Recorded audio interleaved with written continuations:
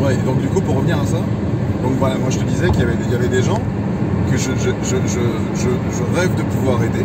Ils m'ont laissé des messages sur YouTube, dans les commentaires, avec tout l'explicatif de leur histoire, et ils ont enlevé l'histoire.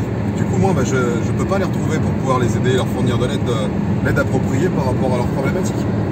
Donc il faudrait qu'ils me remettent leurs commentaires en privé, à la limite sur Instagram ou Facebook ou quoi, de manière à ce que je puisse les contacter et les aider par rapport à cette problématique du post-orgasmique illness syndrome, tout comme l'endométriose dont tu parlais, où des femmes ont souffert en silence pendant des années. Ah oui, c'est ce que je te dis, c'est qu'il y a quand même un gros complexe, et c'est un sujet hyper délicat, c'est très compliqué de délier les langues, que les gens osent s'exprimer par rapport à ça, parce que c'est un sujet intime, et qu'en plus de ça, quand tu oses en parler, tu deviens quelqu'un qui n'est plus désirable.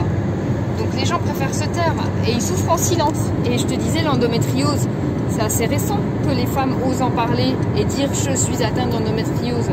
Il y a même des personnalités qui aujourd'hui en ont parlé dans les grands médias. Mais c'est tout récent. Et il y a des femmes, ça fait des années, ça fait 20 ans qu'elles souffrent et qu'elles n'en parlaient pas, qu'elles gardaient ça pour elles, ou elles en parlaient à leur médecin, mais en fait, on ne les comprenait pas, on ne les écoutait pas. Et aujourd'hui, heureusement que les langues se sont déliées et que les femmes osent en parler. Mais je pense que pour les hommes sont vachement plus secrets et réservés aussi que les femmes à la base, donc c'est d'autant plus difficile d'en parler pour eux. Les hommes, ils sont très cavernes. Hein.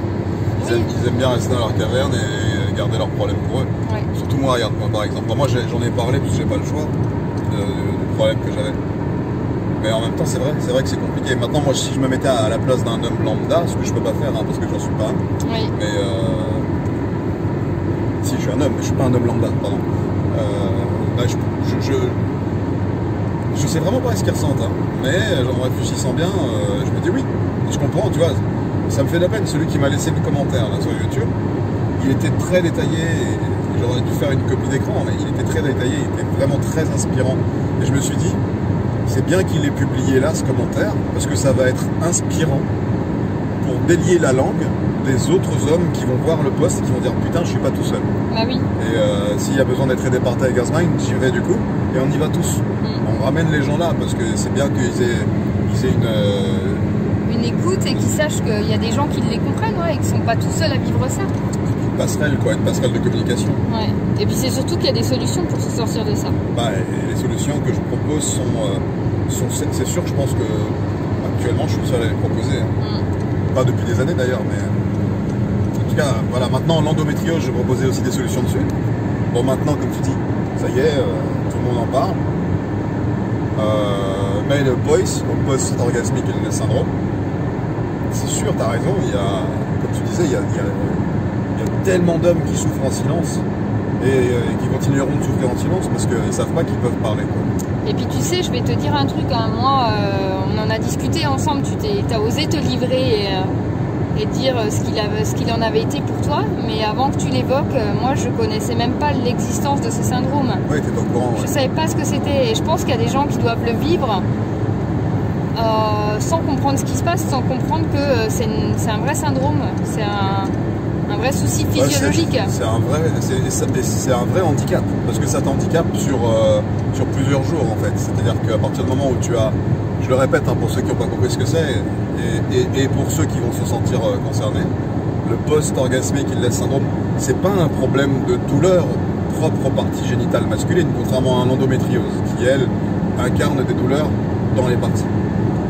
Le post-orgasmique illness syndrome, c'est un problème de défaillance généralisée multisystémique qui surviennent après l'acte sexuel ou après l'éjaculation, même s'il n'y a pas eu d'acte sexuel propre. C'est-à-dire une simple éjaculation par accident peut entraîner de nombreuses défaillances physiques, physiologiques et psychiques après coup. Par exemple, imagine, je te donne un cas concret, tu te lèves le matin, tu as eu un rêve un peu chaud, ouais. Tu te lèves le matin, il s'avère que tes draps sont trempés d'une substance blanchâtre, et t'étais pas au courant, t'avais pas envie de le faire, mais malheureusement physiologiquement, dans le cadre de ceux qui sont atteints de ce syndrome-là, il va y avoir des inflammations, il va y avoir des problèmes de concentration, des problèmes de peau, des problèmes de douleur sur les sensations tendineuses, et de gros problèmes de bouffée de chaleur, de problèmes digestifs et de problèmes de vue aussi. Et si... Alors qu'ils sont simplement éjaculés pendant leur sommeil. Et s'ils ont eu une érection mais sans éjaculer, est-ce que ça peut provoquer le même problème? Non, ça pose pas de problème. À part peut-être qu'il existe différentes formes, selon les cas, selon les gens, selon les régions, selon le terrain de chacun. Peut-être qu'il existe différentes formes de survenance, de survenue de ce POIS, de ce post-orgasmic syndrome. Peut-être que certains, juste le fait d'être bourré d'hormones pendant le temps de l'érection, peut engager une défaillance. Mais moi, dans mon souvenir, en tout cas, me concernant, c'était principalement l'éjaculation qui provoquait toutes les défaillances. Et ces défaillances pouvaient durer 3 semaines. C'est-à-dire, tu t'obliges à ne plus avoir de rapport sexuel avec qui que ce soit, même si tu l'aimes, hein, oui. Simplement parce que tu dois aller au travail après, tu dois aller en cours après, tu dois aller en formation après. C'est un handicap énorme, tu as un rendez-vous à la banque après. Mais tu peux prendre 3 semaines, tu restes allongé, tu ne fais plus rien, juste parce que tu as éjaculé. Mais tu te rends compte, pour un homme, c'est au niveau de sa virilité, je pense que c'est très compliqué à vivre. Et c'est pour ça aussi que peut-être c'est compliqué d'en parler. Il y a peut-être la peur du regard des autres, la peur du jugement, la peur de plus être désirable pour ces hommes-là. Et c'est peut-être pour ça qu'ils n'osent pas en parler, alors qu'en fait, ils sont pas seuls. Toi-même, tu l'as vécu et heureusement, t'es sorti de là. Ouais, mais heureusement que j'ai trouvé mes solutions. Ouais, c'est pas la médecine qui aurait pu m'aider sur ce coup-là. Mis à part me dire que c'était psychologique.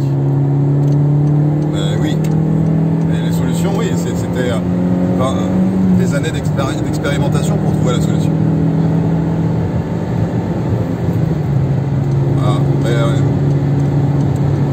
donc, pour un petit rappel, pour ceux qui ont déjà pris contact avec moi, recommencez, et qui ont supprimé leur message, recommencez s'il vous plaît, parce que c'est important qu'on puisse vraiment faire le point sur ce qui vous est arrivé à tous. Partagez ce message en masse, n'ayez pas honte de le partager, c'est un problème qui doit être résolu et qu'on peut résoudre ensemble, vraiment. Donc partagez à tous ceux que vous soupçonnez avoir vécu des difficultés dans ces jeunes années, ou pas, peu importe, mais des difficultés, d'ailleurs même les filles, parce que là on parlait d'endométriose, ça vous concerne, donc si vous êtes atteinte d'endométriose, vous pouvez m'écrire aussi.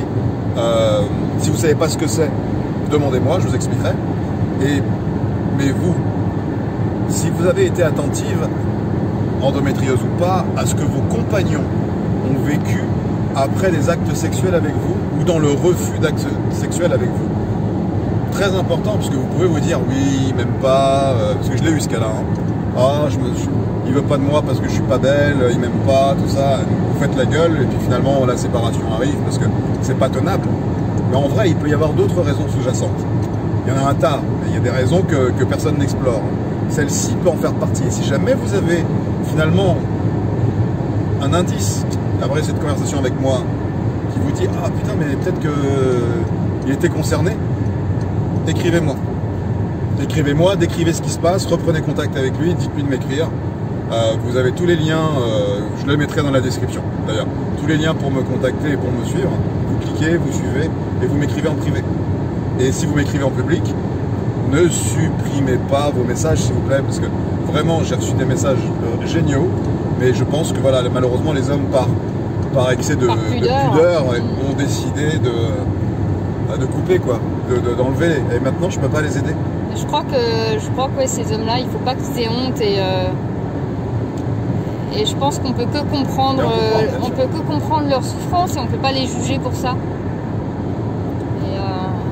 Et il faut qu'ils ouvrent, ils osent s'ouvrir, qu'ils osent en parler, et peut-être qu'il y a de grandes chances qu'il y ait des solutions qui viennent à eux. Ouais, exactement. Alors, vous savez ce qu'il reste à faire maintenant.